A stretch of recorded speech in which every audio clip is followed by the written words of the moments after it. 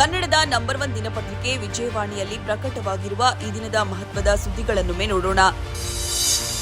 ರಾಜ್ಯ ಬಿಜೆಪಿಯಲ್ಲಿನ ಗುಂಪುಗಾರಿಕೆ, ಅಂತಹ ಕಲಹ ಕೂಗು ವರಿಷ್ಠರ ಅಂಗಳ ತಲುಪಿದ ಬೆನ್ನಲ್ಲೇ ರಾಷ್ಟ್ರೀಯ ನಾಯಕರ ಶಿಸ್ತಿನ ಪಾಠ ಆರಂಭವಾಗಿದೆ. ಅಶಿಸ್ತಿನ ಕಾರಣಕ್ಕೆ ಬಿಜೆಪಿ ಹೈಕಮಾಂಡ್ ನೀಡಿದ ನೋಟಿಸ್ ಅನ್ನೇ ನಕಲಿಯಾಗಿರಬಹುದೆಂಬ ಶಂಕಿಸಿದ್ದ ಶಾಸಕ ಬಸನಗೌಡ ಪಾಟೀಲ್ ಯತ್ನಾಳ್ ಬುಧವಾರ ಪಕ್ಷದ ಕೇಂದ್ರ ಶಿಸ್ತು ಸಮಿತಿ ಸದಸ್ಯ ಕಾರ್ಯದರ್ಶಿ ಓಂ ಪಾಠಕ್ ಮುಂದೆ ಹಾಜರಾಗಿ 1 ತಾಸಿಗೂ ಹೆಚ್ಚು ಕಾಲ ಮೌಖಿಕ ಸಮಜಾಯಿಷಿ ನೀಡುವ ಜೊತೆಗೆ 6 ಪುಟಗಳ ಲಿಖಿತ ಉತ್ತರ ನೀಡಿದ್ದಾರೆ. ಆದರೆ ಈ ವಿಚಾರದಲ್ಲಿ ವರಿಷ್ಠರು ನಿಗೂಢತೆ ಕಾಪಾಡಿಕೊಂಡಿರುವುದರಿಂದ ಕುತೂಹಲ ಮೂಡಿಸಿದೆ. ಈ ಸುದ್ದಿಗೆ ಮುಖಪುಟ ನೋಡಿ. ಉಪಚುನಾವಣೆ ಫಲಿತಾಂಶದ ಬಳಿಕ ಜೆಡಿಎಸ್ನ ಹಾರ್ಟ್ ಲ್ಯಾಂಡ್ ಹಾಸನದಲ್ಲಿ ಕಾಂಗ್ರೆಸ್ ಗುರುವಾರ ಹಮ್ಮಿಕೊಂಡಿರುವ ಜನಕಲ್ಯಾಣ ಸಮಾವೇಶದ ಹೊತ್ತಿಗೆ ಸರಿಯಾಗಿ ಪವರ್ ಶೇರಿಂಗ್ ವಿಚಾರ ಆಡಳಿತ ಪಕ್ಷದ ವಲಯದಲ್ಲಿ ಕಂಪನ ಎಬ್ಬಿಸಿದೆ. ಈ ವಿಚಾರವಾಗಿ ಡಿಸಿಎಂ ಡಿಕೆ ಶಿವಕುಮಾರ್ ಹಾಗೂ ಸಿಎಂ ಸಿದ್ದರಾಮಯ್ಯ ಮನದಾಳದ ಮಾತುಗಳು ಚರ್ಚೆಗೆ ಮಾಡಿಕೊಟ್ಟಿದೆ. ಡಿಸಿಎಂ ಹೇಳಿದ್ದೇನು, ಅದಕ್ಕೆ ಸಿಎಂ ಕೊಟ್ಟ ಕೌಂಟರ್ ಏನು? ಈ ಕುರಿತ ಸಮಗ್ರ ಮಾಹಿತಿಗೆ ಮುಖಪುಟ ನೋಡಿ. ವಿಧಾನಸಭೆ ಚುನಾವಣೆ ಫಲಿತಾಂಶ ಹೊರಬಿದ್ದ 11 ದಿನದ ಬಳಿಕ ಮಹಾರಾಷ್ಟ್ರದ ಮುಖ್ಯಮಂತ್ರಿ ಯಾರೆಂಬ ಪ್ರಶ್ನೆಗೆ ಉತ್ತರ ಸಿಕ್ಕಿದೆ.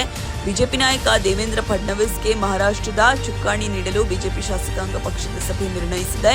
ಈ ಸುದ್ದಿಗೆ ದೇಶ ವಿದೇಶ ಪುಟ ನೋಡಿ. ವಿಶ್ವ ಆರೋಗ್ಯ ಸಂಸ್ಥೆಯ ಸಹಸಂಸ್ಥೆಯೊಂದರ ಸಂಶೋಧನಾ ಅಧ್ಯಯನದಲ್ಲಿ ಅಡಕೆ ಕ್ಯಾನ್ಸರ್ ಕಾರಕ ಎಂಬ ಅಂಶಗಳಿದ್ದ ಹಿನ್ನೆಲೆಯಲ್ಲಿ ಆತಂಕಗೊಂಡಿದ್ದ ಅಡಕೆ ಬೆಳೆಗಾರರ ಹಿತ ಕಾಪಾಡಲು ಕೇಂದ್ರ ಸರ್ಕಾರ ಮುಂದಾಗಿದೆ. ಈ ಸುದ್ದಿಗೆ ಮನಿ ಮಾತು ನೋಡಿ.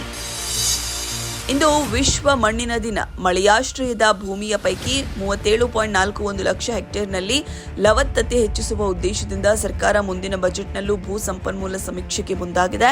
ಇದರಿಂದ ಭೂಮಿಗೆ ಸಂಬಂಧಿಸಿದ ದತ್ತಾಂಶ ಡಿಜಿಟಲ್ ರೂಪದಲ್ಲಿ ರೈತರಿಗೆ ಲಭ್ಯವಾಗಲಿದೆ. ರಾಜ್ಯದಲ್ಲಿ ಒಟ್ಟಾರೆ 192 ಲಕ್ಷ ಹೆಕ್ಟೇರ್ ಭೂಮಿ ಇದೆ.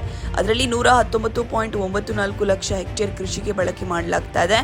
ಆ ಪೈಕಿ 83.55 ಲಕ್ಷ ಹೆಕ್ಟೇರ್ ಭೂಮಿ ಮಳೆಯಾಶ್ರಯವಾಗಿದೆ. ಈ ಕುರಿತ ಸುದ್ದಿ ಸಮಸ್ತ ಕರ್ನಾಟಕ ಪುಟದಲ್ಲಿದೆ. ಗ್ರಾಮೀಣಾಭಿವೃದ್ಧಿ ಮತ್ತು ಪಂಚಾಯತ್ ರಾಜ್ ವಿಶ್ವವಿದ್ಯಾಲಯದಲ್ಲಿ ರಾಜ್ಯಪಾಲರಾಗಿರುವ ಕುಲಾಧಿಪತಿ ಅಧಿಕಾರವನ್ನು ಮುಖ್ಯಮಂತ್ರಿಗೆ ನೀಡಲು ಸಚಿವ ಸಂಪುಟದಲ್ಲಿ ತೀರ್ಮಾನ ಕೈಗೊಳ್ಳಲಾಗಿತ್ತು. ಮುಂದಿನ ಹಂತದಲ್ಲಿ ರಾಜ್ಯದ ಎಲ್ಲ ಸಾರ್ವಜನಿಕ ವಿಶ್ವವಿದ್ಯಾಲಯಗಳಿಗೂ ಇದು ವಿಸ್ತರಿಸಲಿದೆಯೇ ಎಂಬ ಸಂಶಯ ವ್ಯಕ್ತವಾಗಿದೆ. ಈ ಕುರಿತ ಸುದ್ದಿಗೆ ಸಂಚಿಕೆ ಓದಿ. ಮುಡಾದಲ್ಲಿ ಹಗರಣ ಮಾಡಿಲ್ಲ, ಪತ್ನಿ ಪಾರ್ವತಿಗೆ ಅಕ್ರಮ ನಿವೇಶನ ಹಂಚಿಕೆಯಾಗಿಲ್ಲ ಎಂದು ಪ್ರತಿಪಾದಿಸುತ್ತಿದ್ದ ಸಿಎಂ ಸಿದ್ದರಾಮಯ್ಯ ಹಾಗೂ ಬೆಂಬಲಿಗ ಸಚಿವರಿಗೆ ಜಾರಿ ನಿರ್ದೇಶನಾಲಯ ರಾಜ್ಯದ ಲೋಕಾಯುಕ್ತ ಸಂಸ್ಥೆಗೆ ನೀಡಿರುವ ತನಿಖಾ ವರದಿ ಇರಿಸು ಮುರುಸು ಉಂಟು ಮಾಡಿದೆ. ಹೀಗಾಗಿ ಕಾಂಗ್ರೆಸ್ ನಾಯಕರ ಮುಂದಿನ ನಡೆ ಏನೆಂಬ ಕುತೂಹಲ ಮೂಡಿದೆ. ಈ ಸುದ್ದಿಗೆ ವಿಜಯವಾಣಿ ಓದಿ. ವಕ್ಫ್ ವಿರುದ್ಧ ನಮ್ಮ ಭೂಮಿ ನಮ್ಮ ಹಕ್ಕು ಘೋಷವಾಕ್ಯದಡಿ ಬಿಜೆಪಿ ರಾಜ್ಯವ್ಯಾಪಿ ಹಮ್ಮಿಕೊಂಡಿರುವ ಹೋರಾಟಕ್ಕೆ ಶರಣರ ಭೂಮಿ ಬೀದರ್ನಲ್ಲಿ ಬುಧವಾರ ಬಿಜೆಪಿ ರಾಜ್ಯಾಧ್ಯಕ್ಷ ಬಿವೈ ವಿಜಯೇಂದ್ರ ಚಾಲನೆ ನೀಡಿದ್ರು. ಈ ಸುದ್ದಿಗೆ ಸಮಸ್ತ ಕರ್ನಾಟಕ ಪುಟ ನೋಡಿ.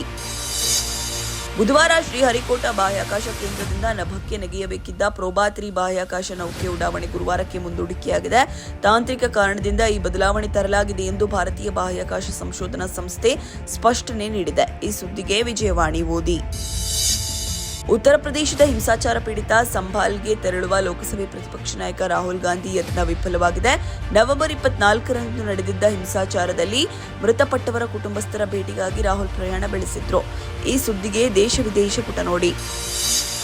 ಪಂಜಾಬ್ ಮಾಜಿ ಉಪಮುಖ್ಯಮಂತ್ರಿ ಸುಖಬೀರ್ ಬಾದಲ್ ಅವರ ಹತ್ಯೆ ಯತ್ನ ಬುಧವಾರ ನಡೆದಿದೆ. 2007-17ರ ಅವಧಿಯಲ್ಲಿ ಅಕಾಲಿ ದಳ ಸರ್ಕಾರ ಅಧಿಕಾರದಲ್ಲಿದ್ದಾಗ ಮಾಡಿದ್ದ ತಪ್ಪುಗಳಿಗಾಗಿ ಸಿಖ್ಖರ ಪರಮೋಚ್ಚ ಸಂಸ್ಥೆ ಅಕಾಲ್ ತಖ್ತ್ ಬಾದಲ್ಗೆ ಸ್ವರ್ಣ ಮಂದಿರ ಸ್ವಚ್ಛಗೊಳಿಸುವ ಶಿಕ್ಷೆ ವಿಧಿಸಿತ್ತು.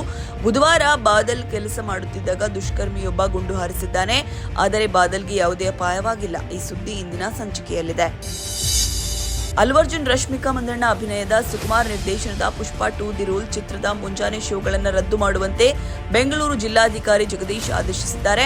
ಆನ್ಲೈನ್ನಲ್ಲಿ ಮುಂಜಾನೆ ಶೋಗಳ ಟಿಕೆಟ್ ಬುಕ್ಕಿಂಗ್ಗೆ ಅವಕಾಶ ನೀಡಿದ್ದ 42 ಥಿಯೇಟರ್ಗಳು ಮತ್ತು ಮಲ್ಟಿಪ್ಲೆಕ್ಸ್ಗಳಲ್ಲಿ ನಿಯಮಬಾಹಿರವಾಗಿ ಪ್ರದರ್ಶನ ಮುಂದುವರೆಸಿದರೆ ಕ್ರಮ ಕೈಗೊಳ್ಳುವಂತೆ ಬೆಂಗಳೂರು ನಗರ ಪೊಲೀಸ್ ಆಯುಕ್ತರು ಹಾಗೂ ಬೆಂಗಳೂರು ಗ್ರಾಮಾಂತರ ಪೊಲೀಸ್ ವರಿಷ್ಠಾಧಿಕಾರಿಗಳಿಗೆ ತಿಳಿಸಿದ್ದಾರೆ. ಅಂದಹಾಗೆ ಇದು ವಿಜಯವಾಣಿ ವರದಿ ಪರಿಣಾಮ. ಈ ಸುದ್ದಿಗೆ ಉಲ್ಲಾಸ ನಮಸ್ತೆ ಬೆಂಗಳೂರು ನೋಡಿ. ಇವಷ್ಟೇ ಅಲ್ಲ, ಮುಂಜಾನೆ ಮಾತು, ಅಂತರಂಗ, ಭವಿಷ್ಯ, ಮನೋವಿಕಾಸದ ಕಾಲಂಗಳು, ಕ್ರೀಡೆ, ಸಿನಿಮಾ, ದೇಶ ವಿದೇಶಗಳ ಭರಪೂರ ಸುದ್ದಿಗಳ ವಿಶೇಷಗಳಿಗಾಗಿ ವಿಜಯವಾಣಿ ಓದಿ.